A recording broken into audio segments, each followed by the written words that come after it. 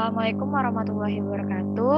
Yang saya hormati dosen pembimbing mata kuliah Faktor Manusia dalam K3 yaitu Ibu Ica Irawati SKMMKes.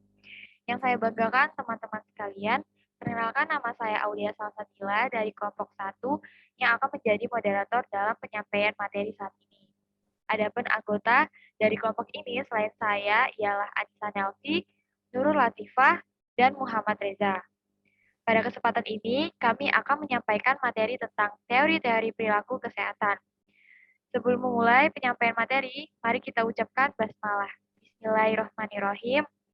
Nah, langsung saja penyampaian materi yang akan disampaikan oleh Nurul Latifah. Silakan Nurul. Baik, terima kasih kepada Aulia. Apa itu perilaku kesehatan?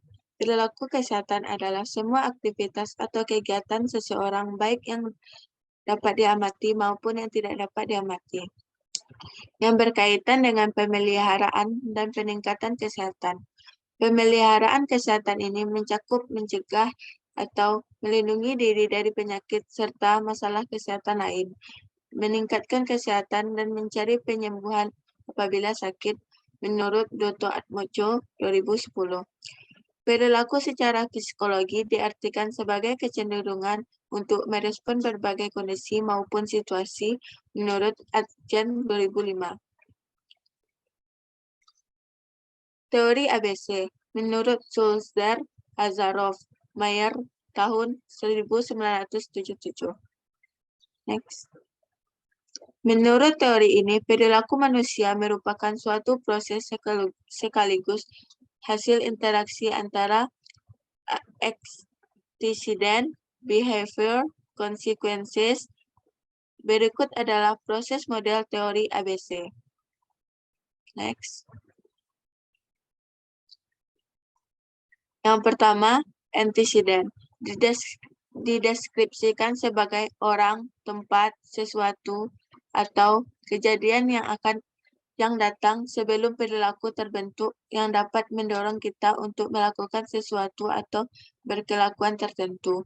Contohnya, peraturan dan prosedur keselamatan kerja, peralatan dan perlengkapan keselamatan, informasi keselamatan, pelatihan keselamatan, dan pengawasan. Selanjutnya, behavior. Segala apa yang kita lihat pada saat kita mengamati seseorang melakukan aktivitas atau pekerjaan menurut Ayers dalam Isaac tahun 2000. Dalam hal ini sebenarnya yang terjadi adalah proses penyesuaian diri pada perilaku baru yang akan dibentuk tersebut oleh individu dan organisasi. Contohnya alat pelindung diri, peralatan kerja, posisi badan ketika bekerja, dan komunikasi atau koordinasi. Next. Selanjutnya, consequences. Consequences adalah kejadian-kejadian yang mengikuti perilaku dan mengubah adanya kemungkinan perilaku akan terjadi kembali di masa datang. Contohnya, penghargaan dan sanksi. Next. Selanjutnya, teori Russian action. Teori of Russian action adalah teori perilaku kesehatan yang menggunakan pendekatan psikologi sosial untuk melihat determinan dari perilaku sehat yang dikembangkan oleh Azen dan Fishbein menjelang tahun 1970-an. Menurut teori ini, kehendak atau niat seseorang untuk menampilkan sesuatu perilaku tertentu berkaitan erat dengan tingkah laku aktual itu sendiri. Ada dua asumsi pokok yang menjadi dasar teori ini, yaitu bahwa perilaku ada dalam kendali isi pelaku. Yang kedua, bahwa manusia adalah makhluk rasional.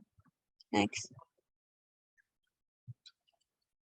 Maka juga teori Fishbein dan Azen menekankan pentingnya peranan dari intention atau niat sebagai alasan atau faktor penentu perilaku. Selanjutnya, niat ini ditentukan oleh sikap penilaian yang menyeluruh terhadap perilaku atau tindakan yang akan diambil, norma subjektif kepercayaan terhadap pendapat orang lain, apakah menyetujui atau tidak menyetujui, tentang tindakan yang akan diambil tersebut. Pengendalian perilaku, bagaimana persepsi terhadap konsekuensi atau akibat dari perilaku yang akan diambil. Baik, saya serahkan kepada Aulia. Terima kasih, Nurul. Untuk materi selanjutnya akan disampaikan oleh Muhammad Reza. Silakan, Reza. Baik, terima kasih Aulia. Selanjutnya teori presid dan prosid. Model perencanaan promosi kesehatan yang sering digunakan adalah presid prosid. Model presid prosid memungkinkan suatu struktur komprehensi untuk menilai tingkat kesehatan, kebutuhan kualitas kehidupan, dan untuk merancang, mengimplementasikan dan mengevaluasi promosi kesehatan dan program kesehatan publik lainnya. PRESID yang merupakan akronim dari Responding, Reinforcing, and Enabling Causing Educational Diagnosis and Evaluation, menggambarkan perencanaan proses diagnosis untuk membantu perkembangan program kesehatan atau edukasi kesehatan. PRESID terdiri atas 5 fase. Yang pertama, menentukan kualitas kehidupan atau permasalahan sosial dan kebutuhan suatu populasi. Fase kedua, terdiri dari penentuan faktor kesehatan untuk permasalahan kesehatan. Fase ketiga, menganalisis faktor perilaku dan lingkungan. Fase keempat, mengidentifikasikan faktor-faktor responding, reinforcing, dan enabling. Selanjutnya, fase kelima meliputi penentuan promosi kesehatan, edukasi kesehatan, dan atau kebijakan terkait intervensi mana yang paling sesuai untuk mendorong perubahan yang diinginkan pada perilaku atau lingkungan dan faktor yang mendukung perilaku dan lingkungan tersebut. Selanjutnya, prosid terdiri atas 4 fase. Tambahan fase ke-6, intervensi dan diimplementasikan. Fase ke-7, dilakukan proses evaluasi dari intervensi-intervensi tersebut. Fase ke-8, mengevaluasi dampak dari intervensi pada faktor-faktor pendukung perilaku dan pada perilaku itu sendiri. Fase terakhir terdiri atas evaluasi outcome yang menentukan efek terbesar pada intervensi terhadap kesehatan dan kualitas kehidupan suatu populasi.